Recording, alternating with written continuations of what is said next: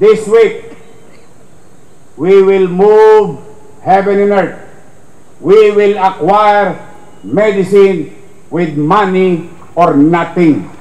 We will do our best to the people of Manila, to the doctors who are serving there, to the nurses, our BHW. We will find ways. We will find a way this week, and I will update you. Loobin nawa ng Diyos, makakita pa ako ng bimpong basa nang mapiga ko naman. Binabalik ko yung dating polisiya ko na sinimulan ko na dati, kaya lamang binago-bago dahil mas lamang ang malapit sa kusina sa mga nagdaang panahon. Mag-apply kayo ng promotion based on merit ang promotion natin muli sa lungsod ng Maynila. Sa MTPB, nako, magtino kayo. Ang traffic enforcement is traffic assistance. Hindi violation lagi ang hinahanap natin. Magno-normalize na ang koleksyon ng basura sa lungsod ng Maynila. Our hospital, I was informed that the night before, ni Hiringgilia, Panusok, wala tayo. Sa Manila Health Department, wala na mga api sa inyo. Wala na sisigaw-sigaw sa inyo. Hindi na rin kakabahan. I've been around the city, Chichi and I. Ang reklamo ng taong bayan, ang meron lang tayo sa ospital, Togmolodon, Yakapsul, at Kispirin, at Simangot. Health centers, wala rin. Dahil lamang sa kagustuhan ng ilang individual na pagnasahan ang kaban ng bayan, na sakripisyo. You will operate as a department not being run by 1, 2, or 3 person higher than you. Wala nang ganon. Kaya pag may nakailam sa inyo dyan, halimbawa city administrator, secretary to the mayor, sabihin nyo sa akin, tapos na yung mga panahon ng pang-aabuso ng city administrator o secretary to the mayor sa inyong opisina. Sa mga GEO na nandito, kinakabahan. Yung mga GEO kinakabahan. Huwag na kayong kabahan. Kung kayo ay talagang pumapasok sa opisina, kung kayo ay talagang nandoon sa opisinang yon, irirenew kayo ng lungsod ng Maynila. Handa na ba kayo? Yes! Handa na ba kayo? Sa taong ito, nakita ko yung paghubog ng panahon at pagtatag ng experience sa kanya at ginabayan ng pagmamahal.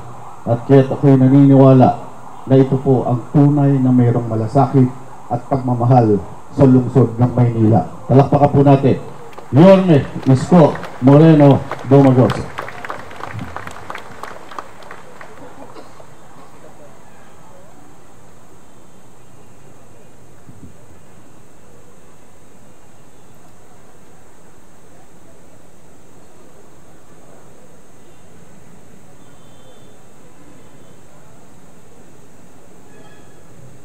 Maraming salamat sa ating Secretary to the Mayor at 10 ng aking mga kasamahan sa punong ekutibo, sa ating District Director General Guzman and the members of the Manila Police District, the men and women, officers, to our fellow co-workers in the national government, at sa ating mga konsehal na nandito, na pinamumunuan ng ating Vice Mayor Chi Achesa, and our Majority Floor Leader Monyo Pangco, at sa lahat ng manggagawa, lingkod bayan, ng pamahalang lungsod ng Maynila. Good morning! Good to see you again.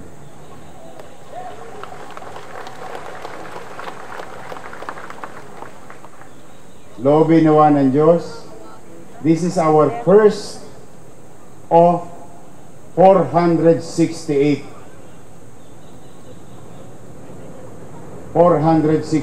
flag ceremony. Marami pa tayong pagsasamahan, but you know, nowadays I think hindi naman kaila sa inyo na medyo very challenging ang City of Manila. Physically and fiscally. We are, I don't want to sugarcoat anything. Basta let's just focus and accept the problem, because in problem solving, acceptance is the key. It's the first step. Ang tanong, may problema ba? Meron. Ang tanong, may solusyon ba tayong gagawin? Yes. Together, all of us here, may halaga ang bawat isa sa inyo. Saan mang ahensya, bureau, departamento kayo napapabila. Hindi kayo nailagay dyan nang wala lang. Kayo'y kinilala, kinuha ng pamahalang lungsod upang maging bahagi ng pamahalaan na paglingkuran ang ating mga kababayan. Yang angking galing ninyo, talino, I hope I'm not asking too much. Please do some extra steps. We really need to catch up. Back to zero tayo. But, you know, if there is one good thing about the situation, sanay ako nang wala. So, I know how to start with nothing. And I know how to begin. And I hope samahan ninyo ako muling magsimula na maibigay natin sa ating mga kababayan dito sa lungsod ang malinis, maliwalas at panatag na pamumuhay. Wala ko ibang hiling sa inyo, kundi galingan nyo lang. O now, in return, and let this be, put it on record, binabalik ko yung dating polisiya ko na sinimulan ko na dati. Kaya lamang binago-bago dahil mas lamang ang malapit sa kusina sa mga nagdaang panahon. Now, to all of you here listening, and please send this to our fellow workers. Mag-apply kayo ng promotion. Based on merit ang promotion natin muli sa lungsod ng Maynila. Marami sa inyo dyan, alam ko natapakan ang paa ninyo. Minsan nga nagugulat kayo, bigla na lang pumasok sa opisina, yung bagong appointment mas mataas pa kaysa sa iyo. Tama. Opo, alam naman natin yan. Sabi ko nga sa inyo, in problem solving, you accept the problem, then we introduce solution. Nung araw, saksi ang Diyos, 98% ng na-promote na permanent, hindi ko kilala, hindi ko nakita. At alam din niya ng mga na-promote noon ni hindi nyo ako nakamayan.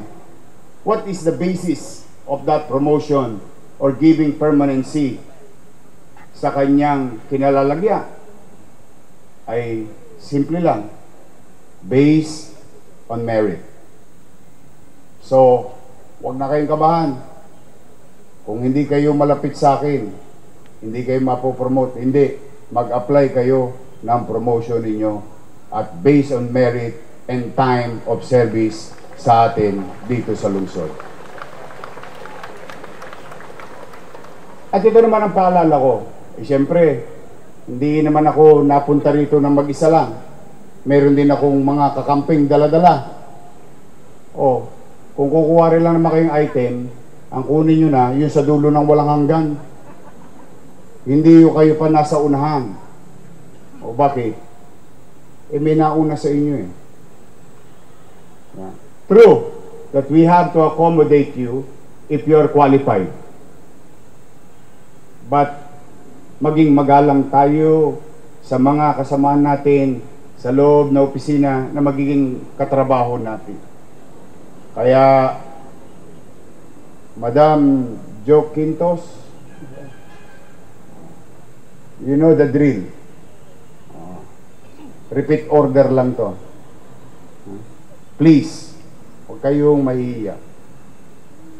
Lalo na kung halimbawa kayo'y paritiro na. Marami na bang paritiro rito? Good luck sa inyo.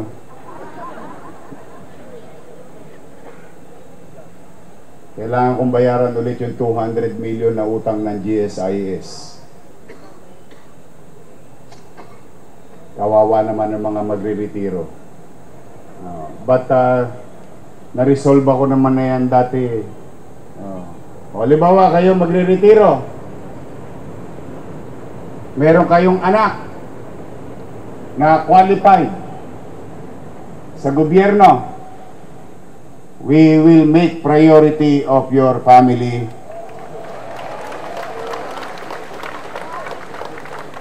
Doon man lang malingon kayo ng pamahalang lungsod na pinaglingkuran ninyo for 20, for 30 years.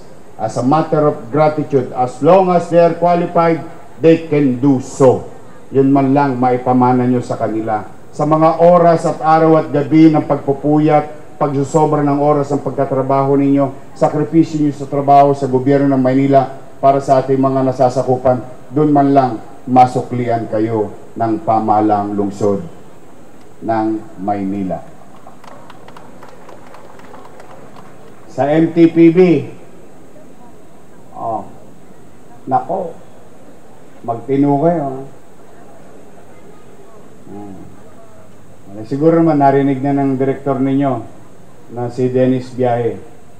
Ang traffic enforcement is traffic assistance. Hindi violation lagi ang hinahanap natin.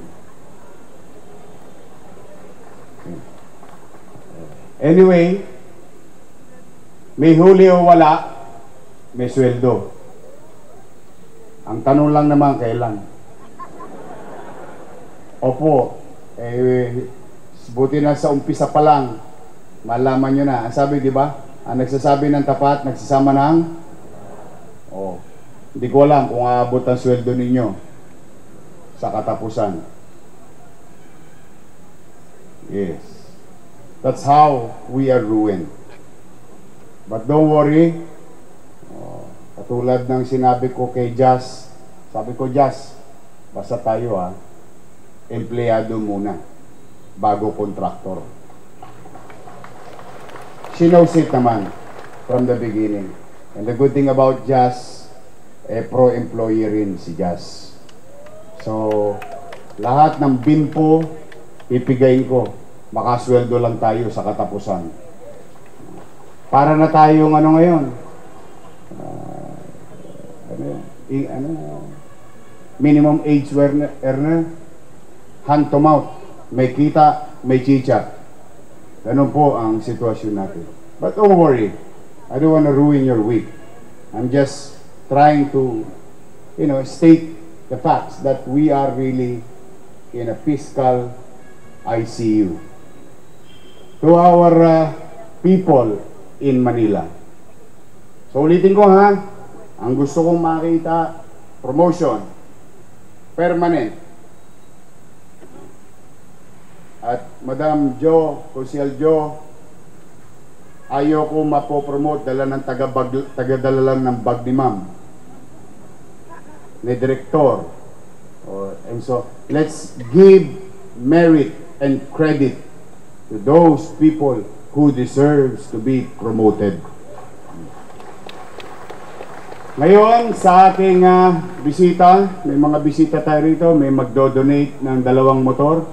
Mabasa sana kayo ng ulan, nang dumami pa kayo. Magandang Lunes, umpisa na ng pagbubukas. But now I'm going to address the people of Manila here.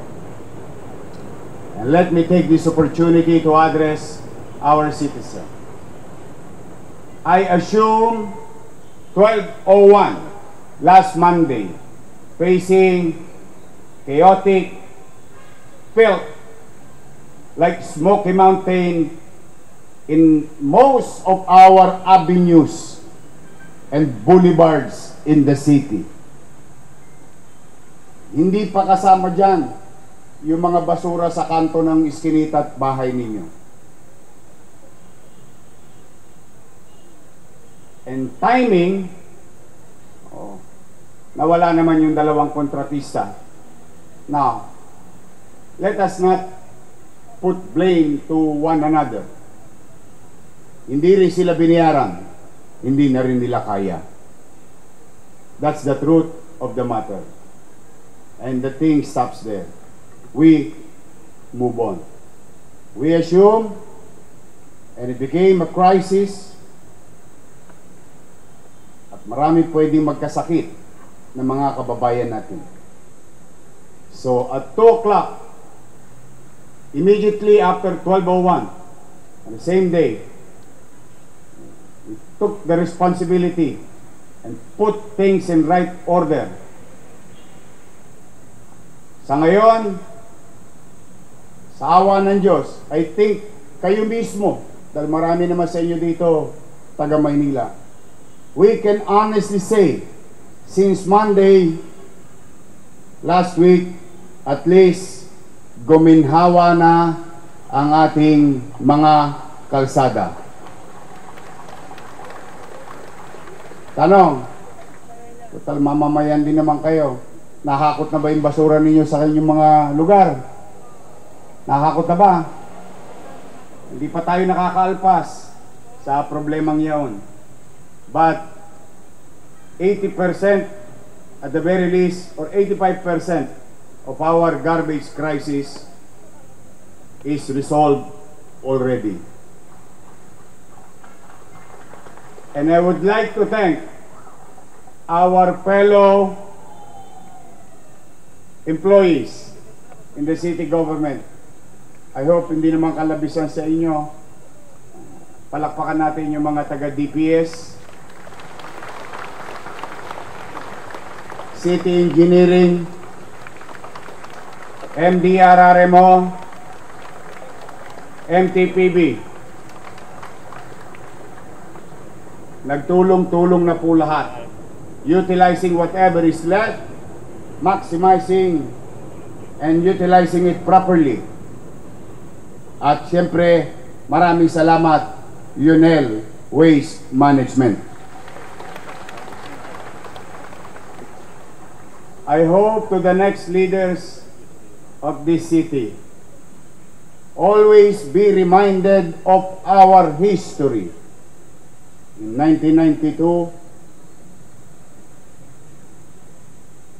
in 2019,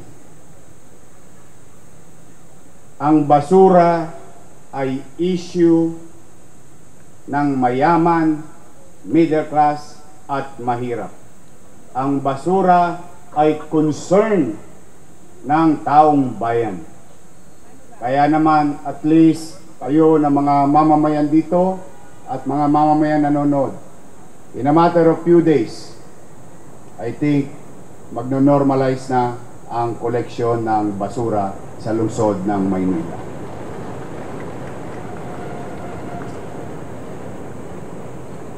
One problem down. Then we go to the next. I went to hospital ng Maynila and visited our doctors and nurses, and only to find out the night before I randomly visited our hospital. I was informed that the night before, ni hiringgilya, ni injection, o ano yung English? Syringe, panusok, wala tayo. Karayom. Good thing that our OIC Director Padilla and our OIC, masayang-masaya ako, siya ang OIC ng Manila Health Department. Sa Manila Health Department, wala na mga api sa inyo. Wala na sisigaw-sigaw sa inyo. Hindi na rin kakabahan. Yung ibang individual dyan, nakapag-emergency purchase. So why am I saying this? Tanong, sa ospital lang ba ng Maynila yon? I don't think so. I've been around the city, Chichi and I. Ang reklamo ng taong bayan, ang meron lang tayo sa ospital, Togmolodon, Yakapsul, at Kispirin, at Simangot. Health centers, wala rin. Dahil lamang sa kagustuhan ng ilang individual.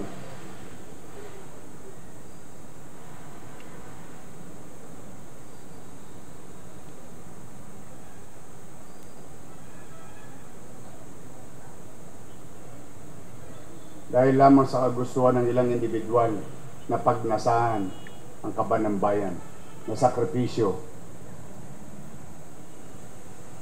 ng ating mga kababayan. But those are the things of the past. This week, despite of that amount, or what you call commercial obligation to our suppliers who pulled out already last September, but nobody told you, who pulled out already last February, but nobody told you, because they cannot take such recurrence of obligation, unfulfilled obligation of our city. Now, isang maibabaon ninyo sa inyong mga mahal sa buhay. This week, we will move heaven and earth. We will acquire medicine with money or nothing. We will do our best to the people of Manila, to the doctors who are serving there, to the nurses, our BHW. We will find ways. We will find a way this week, and I will update you. Loobin nawa ng Diyos, makakita pa ako ng bimpong basa nang mapiga ko naman. At sisiguraduhin natin maibalik ang gamot sa 6 na ospital at 40 mahigit na health center sa lungsod ng Maynila. Then after that, the third most important thing also, help me address our fiscal problem. Wala akong hiningi sa inyo sobra. Ang hiningi ko lang yung takda pumasok sa kaban. Huwag kayong mag-alala, wala na mga abogado rito na nangaharang at nakikialam ng kanyang departamento.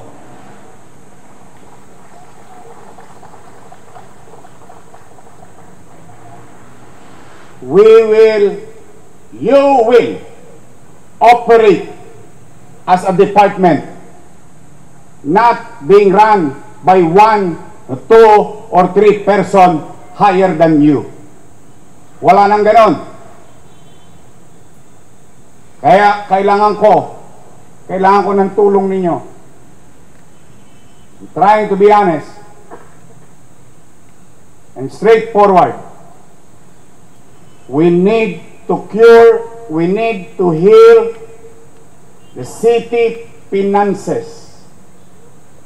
At wala, again, uulitin ko, wala akong hihinging sobra. Ipasok nyo lang yung piso sa piso. Cuentas claras. Wala na. And we need to do it fast. Kasi kung hindi, malamang sa 30, wala kayong sweldo. Yes, it may sound like a joke, but what if, just what if, walang pumasok? Kasi wala talagang lamang, hindi aabot na ang natitira. Hindi na. So kaya, mga kapwa ko empleyado, pwede ba makisuyo sa inyo? Tutulungan nyo ba ako? Tutulungan nyo ako? Saan ba dito ang assessment? Tutulungan nyo ako? Wala na yung mga siga. Wala na. Maniwala kayo. Wala na mga api sa inyo. Isa lang ang boss. Lagi, isa lang ang boss ng opisina. Hindi maraming boss. Kaya pag may nakialam sa inyo dyan, halimbawa, city administrator, secretary to the mayor, sabihin nyo sa akin, tapos na yung mga panahon ng pang-aabuso ng city administrator o secretary to the mayor sa inyong opisina. Wala na. Sino dito yung sa zoning? Wala na rin. Mag-iingat kayo. Binabantayan ko kayo. Pinangako ko yan sa isang matanda. 50 square meter. Nag-a-apply na zoning. Inahataw ng empleyado. Nangutang sa Pag-ibig ng 600,000 yung kanyang anak. Ang hinihingi na City Hall, 500,000. I'm telling you straight. Marami kayong pinaiyak. Gusto ko bangon natin ang puri natin. This is your chance. Do it with me. Let's do this for, not for me, but for the people of Manila. They deserve better things from their government. At mag-iingat kayo. Sanay akong bumibisita hanggang madaling araw. Magkape na kayo. Totoo po. Gusto ko first natin to, nilalatag ko na kagad yung mga gagawin natin sa mga susunod na linggo. Kikilalanin natin na magaling. Ang nangabuso naman, papapanagutin ko. Kaya po sa inyo, mga kapwa ko empleyado, help me. Help me. Even the city council, yung nababalitaan ninyo nung araw, na siksik-liglig ang mga konsihal, no. I will not tolerate that. They know it already. Nakiusap na ako sa kanila. Sa mga GEO na nandito, kinakabahan. Yung mga GEO kinakabahan. Huwag na kayong kabahan. Kung kayo ay talagang pumapasok sa opisina, kung kayo ay talagang nandoon sa opisinang yon, irirenew kayo ng lungsod ng Maynila. Sabihin nyo na yan sa kapatid nyo, kaanak nyo. Ang hindi ko irirenew yung JO, yung nag-house to house na JO. Buri mo, ikaw papasok sa trabaho, sasabak sa bagyo, baha, and so on and so forth. Yung kasama mong Jeho, nakahilata, may 15, may 14. I mean, that's unfair. So, while it is true that we are going to cost cut, but we are going to cost cut efficiently. Hindi whimsical, hindi kapritsyo. Kaya, yung katulad ng binulong sa akin, maswerte itong mga nakabanda. Ayan. May 22 kayo, sabi mo? Sabihin mo sa kanila, effective July 1. Kaya pala mahina yung musika kanina.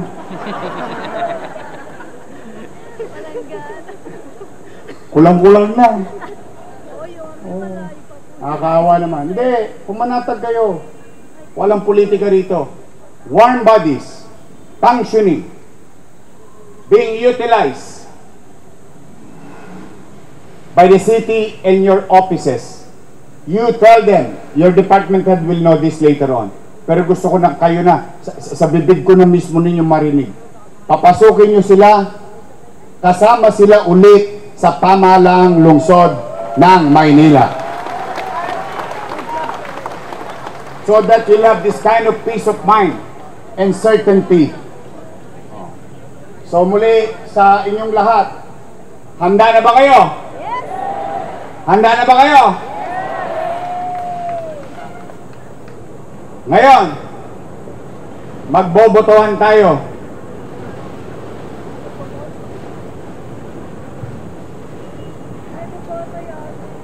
Mag-e-election tayo. Taasan ang kamay. So that you will know. And we will know what the majority wants. Or what is more beneficial to the greatest number, or in this case, the city employees of the City of Manila. May concern sa akin. Sabi, ano ba, 8 to 5 o 7 to 4? O, teka na. Hindi po to sabayang bigkas. This time, tutuldukan natin to. I will hear you. I will listen to you. And I will follow your decision. Taas ang kamay. Tandaan ninyo ha, pag-isipan nyo maigi. This is it. Taas ang kamay na gustong 7 to 4. Sige lang.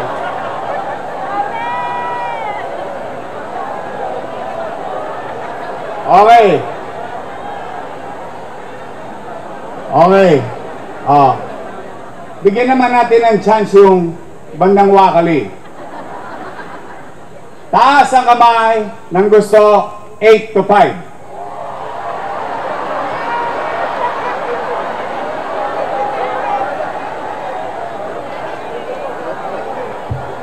Ang tawag dyan, o yan ang resulta nung nakaraang halalan. Mudslide. We are 7.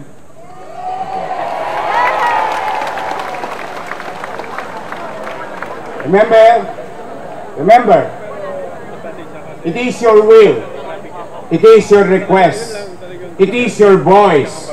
Now you have a city government who listens to you. Okay? So 7 to 4. Hoy, mga department at saka bureau, walang 7 to 4 sa akin. Broken hours po kami. Sa totoo lang, siguro nakaka 30 hours pa lang ako na total na tulog since Monday last week. But that's the least of your problem. So, 7 to 4. We're okay? Yeah! I love you.